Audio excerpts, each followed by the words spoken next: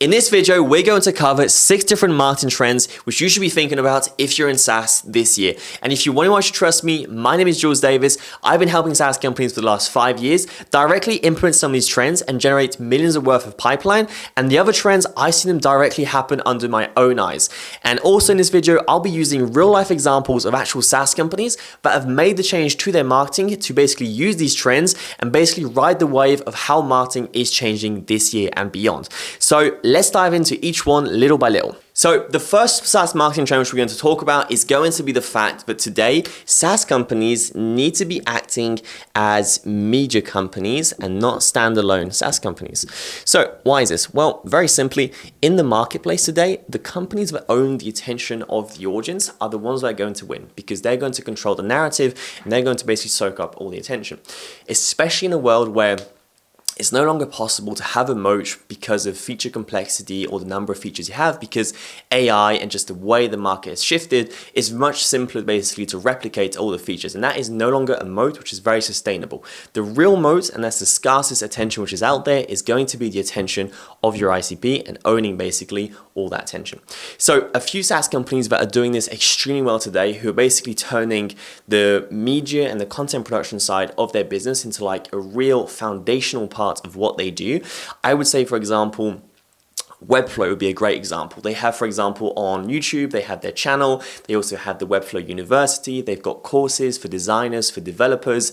They've got a lot of educational content out there. They also have the meetups, the events, the community side basically, and the giving of value to their audience is a really big part basically of their growth and how they basically engineered Webflow. So I'd say Webflow doing extremely well at this. I'd say another company would be Semrush. They're going a different route where they're producing, sure, a lot of content already for their audience, but they're also even going and they're buying already existing assets basically, such as they bought recently Search Engine Land, which was basically a very well trusted website which the SEO community used to often go and read from. So they basically bought that asset and directly owned straight away all that attention. They also bought Backlinko from Brian Dean, who was an SEO influencer, you could say, who owned already a lot of attention inside the SEO community. So they owned that website as well. And they've also bought, for example, communities such as Traffic Think Tank. So another community with SEO professionals inside, agency owners, etc. So directly their ICP. So like this, Semrush are even compressing basically the time of building up that audience and building up that attention. And they're just buying it basically at a higher cost, but at the same time, they're compressing the time.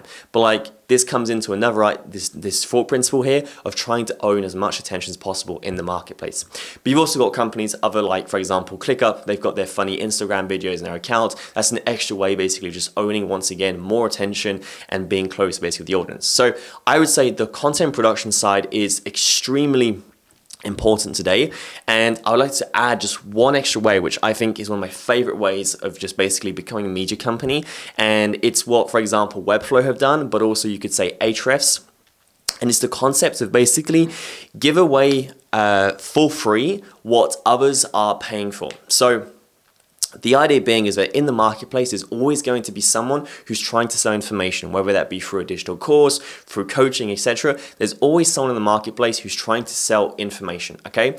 And in certain verticals, like I'd say business, or for example, just sales, for example, there's a lot of bad rep of people trying to sell information because there's been a lot of gurus, a lot of people who've been selling a lot of information, which has been pretty poor, let's say, in value, okay? So in certain verticals, it has a really bad rep, which means if you can come in basically as a separate company, like a SaaS company, who doesn't want to actually monetize the actual selling of the information, but just wants to give away that value for free, because after on your end, you have the possibility of monetizing basically through a subscription to a software, which is also very high leverage, you can basically come in, undercut everyone else who's trying to sell information and extract monetary value out of the marketplace by selling the information.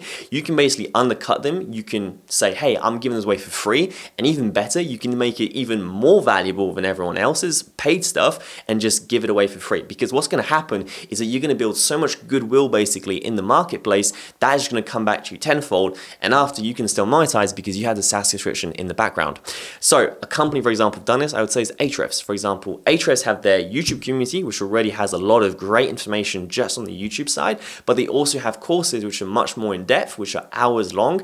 And most of these courses are even better than a lot of paid courses, which are done by SEO influencers. So this, for example, created a ton of goodwill in the community of the SEO community, because SEO professionals were like, Ahrefs content is so good, they would share it between each other's. I've done this myself, and they would say to themselves, hey, this content's just so good, you should definitely go and check it out. And basically that is a way of building the brand basically, and it's a way where you can create a real moat in your distribution, and it's a super underrated way, and it's one of my favorite ways basically of doing this strategy here. An extra company who's done this as well was Lemlist, for example. Lemlist created the personal branding course, they created the multi-channel course. They actually started monetizing at the start, and they're like, why are we monetizing this in the first place? Just give it away for free. And then that became a little bit part of just their marketing strategy, etc. But yeah, this I would say I would have a think about applying this, and I would say to myself, okay, which channels, which places is my audience actually in? Where is that attention currently being spent by my audience? And then I'd say to myself, how can I apply this strategy of giving away for free with even more value of what other people were actually charging for? And I'd say to myself, what is that educational content material which has got so much value, it's going to come back to me tenfold.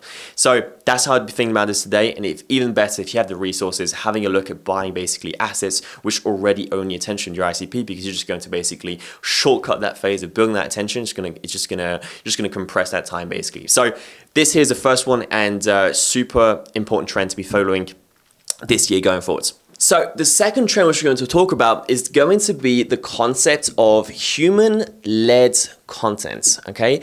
Bit of a buzzword, but very simply what it means is that in today's economy, people buy from people, okay? And that is a universal truth in terms of how consumer behavior actually happens, where there's not a lot of relatability and connection which is possible to create with like a faceless land and a big company, and that is just not how people today want to buy. People simply want to buy from people, and this takeaway, we're actually taking it from the D2C world and we're applying it over to the B2B world. And I'd say in the B2B context today, we've got a great example of like Adam Robinson over at RB2B. He's running the founder-led playbook. He's running that basically through LinkedIn, and that is creating a strong connection basically with the audience, and that has basically kickstarted them extremely well into growth, and they've hit 5 million ARR recently. So this is working extremely well. And if we just take a D2C example just to illustrate like where we get this principle from, but like you've got big personal figures such as The Rock, Kylie Jenner, McGregor. They have launched businesses and they've kickstarted them into like year 3, year 5 and beyond, very simply by launching that business off the back of their personal brand that they have built through time and through years. And they already had a huge following, a huge connection, a huge audience where a ton of goodwill was already created with that audience, which means that straight away they could just basically transfer that goodwill back over into the business, and that kickstarted it basically straight away, okay? So the idea being is that people really do buy from people, and need to think about how can we add a human-led side to all of our content, and how can we really make this content really relatable and shareable, and how for it really to resonate basically with our ICP. And I would also say an extra thing is like when you think about competition, you think about moats, etc. Like your competitors today, they can come in, they can steal a lot of different like marketing channels that you're running. They can start doing cold outbound, they can start running ads. But like at the end of the day, they can't just come in and replicate your whole YouTube strategy in terms of like having a key person providing a lot of value out there and building a community through time on YouTube. Or for example, having your founders, your CTO or your CMO also post content on socials, and they can't just come in and steal the personality, the tone of voice, the goodwill, the shareability, the journey basically, which has been shared and has been built basically through time, through these personal figures posting content on LinkedIn. Like they just can't come in and steal that. That belongs to you, and that is always going to compound basically through time, and that is going to be like a great asset in terms of like having that strong connection basically with the audience, and that is something which belongs to you only, okay? So I would say this part here of like creating human-led content is going to be extremely important. And the last detail which I add on top of this would be the fact that like in a world where AI means that we can produce so much more content, everyone's trying to filter through the fluff. Like what is fluffy, what is actually good, what should I actually be listening to? And the fact that it comes from a real human, and that just creates a lot more trust there and authenticity, and everyone is really craving that today in today's economy. So I'd be really thinking about how can I get this basically more into my content, okay? So in terms of like how would I approach this playbook myself, I'd say to myself, okay, first of all, who are we going to be using to start creating content? Is that our founder? Is that our CTO? Is that our CMO? Like, who are the personal figures, okay? Next thing, what are the platforms? Are we going to have a podcast which our founder's going to do? Are we going to have a YouTube channel? Maybe we're going to have a certain person from the team on the YouTube channel. Are we going to be starting posting on content on LinkedIn, etc.? Definitely say LinkedIn probably one of the most important ones to think about. But like, first of all, it's who, then after what is the actual channels which we're going to be focusing on, and then after like what are going to be the content pillars of each person, okay? So I would stick to 3 maximum. I'll just take myself an example, but like I talk about SaaS growth, I talk about SaaS SEO, that's lower down the funnel, and I talk about building public, okay, sharing along the journey, because that creates a rateability in terms of just like sharing across like the ups and the downs, and people like to see, both sides of the story. So that is like the first part there is like who is going to be posting content, where they're going to be posting the content, and what are they going to be talking about. And then after, I basically get them well equipped with the right assets in terms of, for example, some templates for carousels, templates for one pages, try and define like a tone of voice for writing, try and like define exactly like a palette of colors so that if we start posting content across multiple profiles, people can start recognizing patterns of content in their feed. They can start saying, oh, the other day I saw this piece of content from this person, it was really, really good. And when they see like another piece of content from another person from your team, they'll sort of like do the link together, and they'll say, oh, that's probably from this company because I saw their content, it was really good, I should probably just check out this person again. So I would do that as well, and I'd be trying to leverage like more expert ways of trying to extract the most out of different platforms. So for example, LinkedIn, I'd be doing comment and get strategies, just giving away basically a lot of value. So a lot to be said basically on the human-led content side, but I think this channel here, and it's like just this mindset basically in terms of like how we're thinking about content, this is extremely important 2025 and beyond, and it's just going to be relevant for like the next decade and just a long time, because it's just such a relevant factor, and even more today in a world where AI basically just means that there's just so much flood basically of fluff. So super important, this part here on human-led content. So the third trend which we're going to talk about is going to be the concept of search everywhere optimization, and it's around SEO, okay? So it's very clear today that basically the way SEO is going, like the old playbook of how we've approached SEO up until today, clearly needs to change, okay? And this is the concept basically of search everywhere optimization and not just search engine optimization, okay? So in the first place, like, why is SEO still extremely relevant today? Well, we all know in terms of like in B2B, there are searches happening around questions, around products, and it's still going to be on search engines, okay? It's just in terms of like the shape, the way search engines basically are today, that is evolving, and that is something which we need to address, okay? But still, there is a concept in SEO where there's a nature to the channel, which is like evergreen, and it means that you can still get a great return out of it, and you can also get like a compounding effect, okay? So let me just explain here quickly. But like, if you think about SEO, okay, everyone knows that like it takes time, right, to take effect, okay? So basically you have an effect here where you can start your SEO, and little by little, it's gonna pick up, okay? So there's 2 reasons for this. One reason is that Google takes time to give trust basically to websites, okay? And that is basically built through time in terms of Google trusting your website more and more through time, and basically giving it more traffic, because in hindsight, every traffic that it gives you, Google, is basically money which they don't actually get through ad spend, because you're not having to pay for that visibility, they're giving it to you, okay? And they want to make sure they're giving it to the right brands who are actually producing the most value to the web, okay? That's his first principle. But there's this next idea here basically in terms of like the compounding elements of SEO, where basically, first of all, compared to PPC, where like you're going to spend, X amount a month, and then you're going to get X visibility. Next month, you're going to spend this much, you can get X visibility. Then after you're going to spend again, you're going to spend, even more, you're going to get X amount of visibility. With SEO, it's going to be different in terms of basically, you're going to compound your actions month on month. That's why there's a compounding nature to the channel, where let's say the first month you create 8 articles, okay? The month after that, you create an extra 8. So now you've got 16 articles, okay? So here you got 8, you got an extra 8. The month after that, you're going to create an extra 8. So you're going to go from 16 to 24, okay? So you're going to have 24 articles. So here, there's this idea that every single month, basically, you're compounding your channel because your efforts are stacking the one on top of the other. And this is something which basically creates this whole compounding nature. And you could also say this, for example, for all your work in terms of backlinks and all the other assets assets you're going to start doing. But there's this idea of like stacking efforts month over month, one on top of the other. And the last concept, which is basically really interesting about SEO, is the concept of basically search.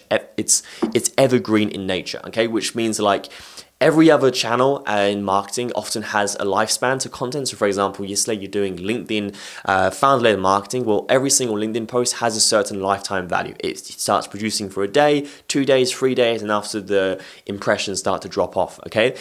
Compare that to SEO, where every single month, basically, people search the same keywords, and basically Google wants to show the same types of blog posts and assets to basically answer the questions which people are searching for, okay? So this means that like there's this evergreen nature to channel where you don't have to keep on this hamster wheel of creating a new LinkedIn post or new ads because the ad creative, you know, is diminishing in terms of returns. Like you can basically have like an evergreen channel in terms of like this evergreen piece of content will continue to show for this type of keyword.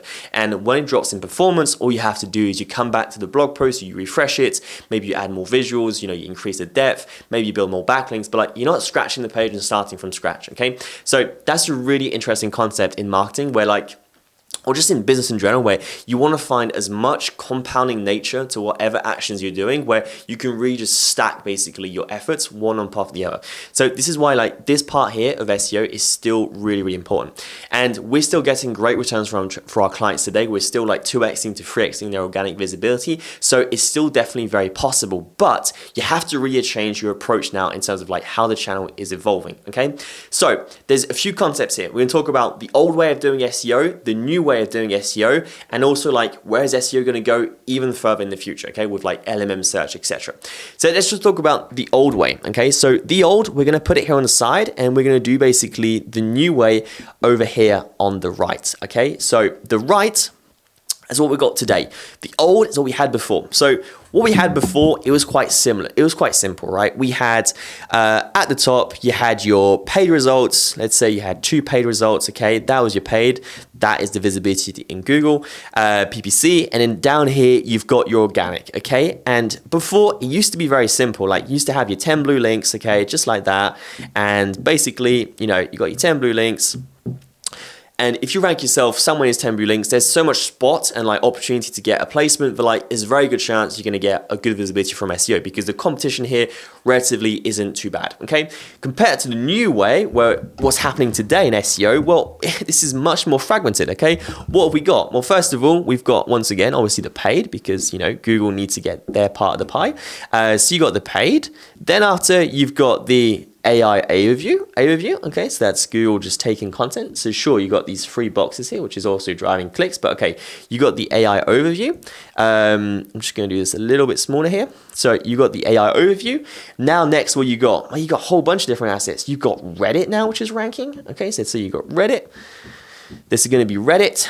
Now you've also got your traditional website, okay, so your traditional SEO.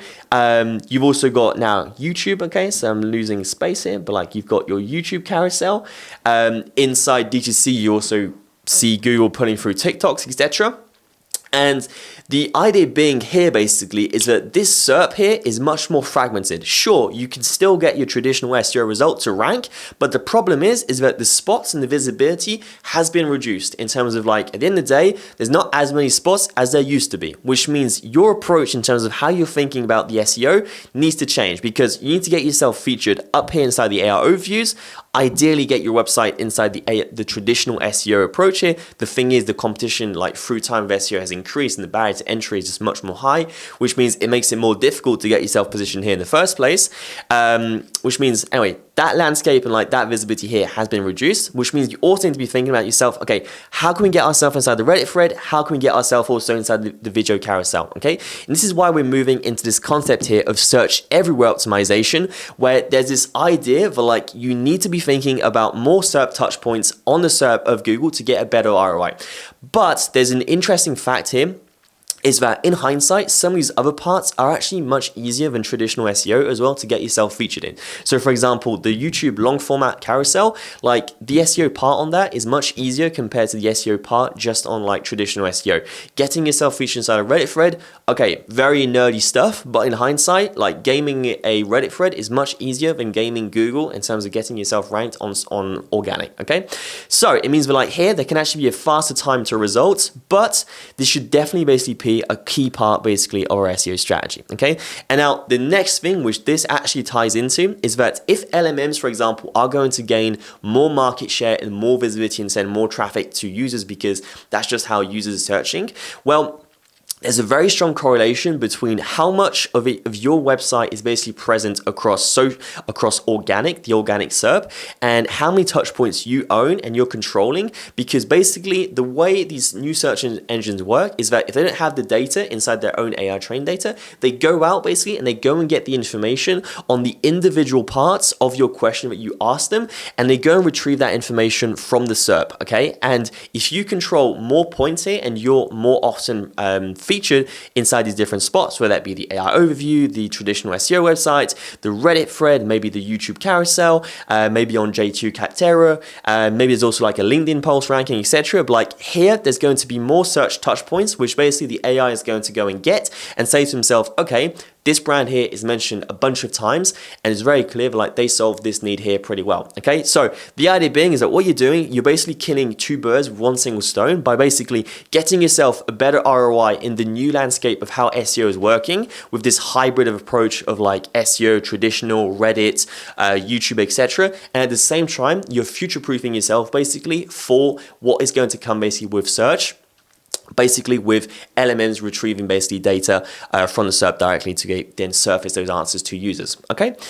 So yeah, that is the new approach here to SEO, and this is a huge trend, and every single company right now is got it top of mind in terms of like, what are we doing for LMMs? What are we doing to get a better ROI out of SEO because our ROI is declining? Every single company right now is facing this trend here, and it's going to be very clear. So we actually help companies with this exact same process, and I actually put together a guide on search everywhere optimization, how to go about it. There's everything you need to know in terms of like what you should be considering, how you should approach the channel. So if you're interested in that, just comment, play it below, and the link will also actually be inside the description. You can just go and access it, so feel free to directly go and get access to it down there. So search area optimization, a very clear trend for this year and going forwards. So the next trend which we're going to talk about is going to be the idea of distribution, okay? And it's very closely related to the next idea, which we're actually going to tie in the same bucket, which is going to be cross-channel optimization, okay?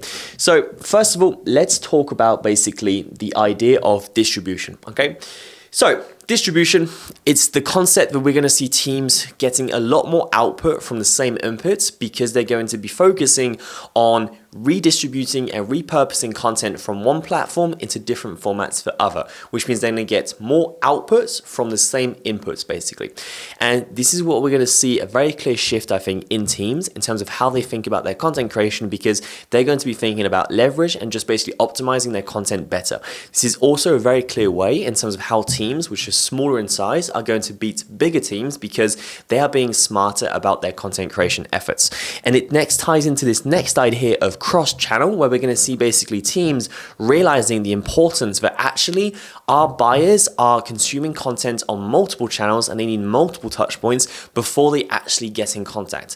And it's a little bit contradictory because we have obviously the concept of focus in terms of like, okay, you need to run one channel, run it very effectively, and then afterwards that channel is run effectively, then you move on to the next, okay? Because that is also a concept which actually keeps a lot of marketing teams very small, is that like they try to do everything at once and they actually do everything very poorly and they do nothing very well, okay? So it's a bit of a contradiction, but actually it's very true that like you need to have focus, but at the same time, your buyers are actually consuming content in a lot of different places and they need different touch points depending on where they are inside the customer journey, okay? And by actually thinking about this and saying to yourself, okay, we need multiple touch points, and also saying to yourself, okay, how can we also create an effect of like leverage by basically having one big piece of content input into the system, and how can we get basically multiple pieces out of it? That is basically how you're going to make your efforts basically go a lot further.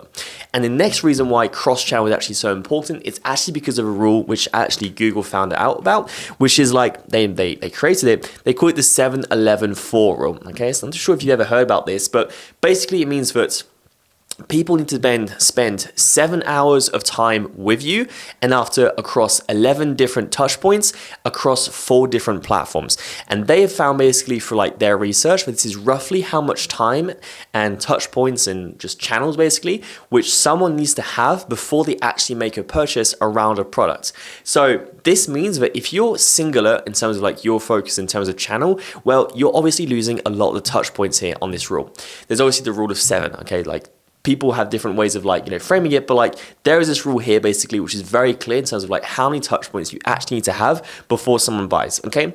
So the idea being is like what we need to be thinking about as marketing teams ourselves, and I think a lot of marketing teams are going to get a lot smarter at this, but like is this idea of like, okay, how can we basically have a first piece of content, like maybe that's maybe that's like a YouTube long form, okay? How can we create from that like, 5x YouTube shorts, okay? How can we create also from that? And then, these go to Insta, they go to, obviously if your audience is there, but like they go to like LinkedIn, for example, then after they go to TikTok, etc. But like you're trying to like distribute, right, that short form content, the format across multiple platforms. You've extracted it from here. Maybe you have a podcast, you also extract YouTube shorts. Maybe you put the long format both on audio on Spotify, then you also put it on the YouTube channel. Maybe, for example, the ideas inside the YouTube video, you extract them and you put them inside the blog post.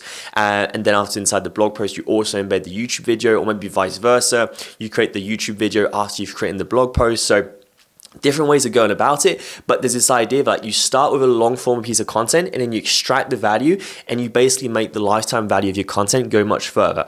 And this is how you're going to be able to compete with bigger teams which have more resources by basically thinking more intentionally in terms of like your whole content creation process, in terms of saying to yourself, okay, let's basically optimize 2 big, let's say big formats of content across these big channels. We create these big formats, and after we take that content and we're going to break it up and we're going to basically redistribute it and own more attention, okay? And as a rule, the rule of the shorter form content is to basically drive the attention back up towards the longer post, okay? So for example, the shorts would have the goal of trying to drive people back towards a long format YouTube video where they spend even more time with you. And then that way, if they spend more time with you, they have a higher chance basically of converting after, okay? So really trying to think basically in terms of like, how do all these channels work together? And this is gonna be a really key way basically of doing this. So that's what I would do. And I would be basically thinking about this in terms of like, how can we get basically more leverage out of our efforts going forwards? So that was the 4th one on distribution and cross-channel optimization. Let's move into the next one. So the next one which we're going to talk about is also going to tie into this basically idea here. The 4th one is the idea of basically using AI to get greater outputs in terms of the work we're doing to basically make our efforts just go even further. Okay, so basically leveraging AI. Okay, so I actually saw a very interesting email from the Fire CEO the other day. So he sent through an email to all employees, and he said basically AI is going to make the jobs which were easy non-existent, the jobs that were hard now easy, and the jobs that were impossible now possible. And I think basically this is just like a clear wake up, and in terms of like, we have to be leveraging AI in terms of like our workflows. I use it daily and it speeds up just so many processes in terms of thinking, in terms of like condensing information, whatever it is. But like the teams that are going to be leveraging AI are going to get a lot more output for the same inputs. And we're going to start seeing a lot of teams basically be a lot leaner and a lot more efficient basically thanks to leveraging AI, okay? So I think this is just a non-negotiable in terms of like, if you are onboarding someone today or if you are training internally, you have to be thinking about how can we get our team to leverage AI and how can we really make sure that like our process, whether that be on the ideation, whether that be on the creation side, the distribution side, whatever it is, but like how can we really get the best outputs basically from our inputs. And another team, for example, who's leveraged AI extremely well would be like Copy AI. They use their own tool to actually leverage to basically scale their own inbound channel, and they got to like a million users a month basically, so thanks to their own tool. So once again, just came back down to the AI and like how these tools really allow us to scale really well if done correctly. So I'd be thinking to myself, like, in terms of like, how can I implement this? Like, how can I just do a bit quick audit across like our marketing team and say like, what processes are we doing today which are cumbersome, are manual, are time consuming and hard? And how can we use AI just to speed up basically our outputs? And I'd be thinking about, you know, what are certain AI workflows you can put in place? Do we need to put training in place for like different team members? But like everyone today should be using AI, and that's how basically I'd hop onto the trend here. The next one then is going to be the idea of community. Okay, so it joins back a little bit the first points which we talked about at the very start of this video with the human-led side and trying to add lots of authenticity, etc., because that's what people are craving today. But like a few companies running this playbook extremely well. I would say Clay, through their community, that has been like a huge lever basically of their success. We're actually releasing a case study on Clay soon on like how they grew to over 40 million ARR. So stay on the lookout for that one. Another company as well would be Webflow, for example, with like the Webflow meetups, etc. That was a huge part of their success. And you could also even say, for example, Figma, like they also have the Figma community, right? So a lot of companies are leveraging this today, and it also just ties into these first ideas which we're talking about in terms of like building a moat, trying to create people-led content, trying to create those connections with the audience, those strong links, and trying to like really make that authenticity basically shine through, because that's what people are craving today, right? So the idea being is like communities can basically really build your brand equity and the connection you have with your audience and the goodwill. It can also help for user retention. It can also be a great source to get closer to your audience to understand exactly what they need in terms of whether that be the product iterations, where's the market heading, what they would like to see better in terms of like marketing resources, like educational content. So it just allows you to have that link basically with your audience through that community of having a very tight flow basically of communication in terms of like what your clients actually want basically, and what the market is telling you basically. So that's really key part here. And so I think like if you can even push this like how Webflow have done it and like do it in real life, that's even better, because obviously just in real life is going to strengthen that community side even much more. But like if I was to want to hop on it myself basically going forwards in this year, I would say to myself, okay, first of all, where are we going to host our community, whether that be on Slack, on Circle, on school, if that's a Facebook group, etc. I try to think like what's going to be the easiest one for our clients and just like our audience to actually consume and actually be active on. Okay, I definitely think personally Slack, maybe it's just my own like viewpoint, but I think Slack is really good because a lot of people in B2B already have Slack. So I'd be thinking about that one personally, but of course, like, feel free to brainstorm exactly where your audience is, and obviously just ask your audience as well, like where they prefer that community to be held. And the next thing as well is just basically have a think about what's going to be the format and like what type of content you guys are going to be sharing and building that community through. Is it going to be Ask Me Anythings, AMAs? Is it going to be webinars? Is it going to be like, course content, etc.? Like just really how you're going to basically keep that community entertained and basically build all that goodwill. But like overall, I think community is a huge play to be doing in 225 and beyond, just because it really just builds the authenticity part and it creates that super tight knit loop, and it also basically helps you nurture what I like to call like those 100 loyal true customers, the ones that evangelists basically of your brand, and those are the ones really going to like spread that word and really put out the goodwill basically. So I think it's a super good way basically of having a super tight knit loop basically with them. So extremely underrated, and I think it's just going to become more and more important. So we've covered 6 marketing trends which you should be thinking about in 225 and beyond. And one of those we talked about was SEO and this clear shift which is happening in SEO and search everywhere optimization. So I've created a separate video on how you can build a SaaS content marketing strategy from scratch so you can get more eyeballs, more visitors, more organic visibility, and ultimately more revenue from SEO and organic search in 225. So if you're interested in that topic, feel free to go and check out this other video.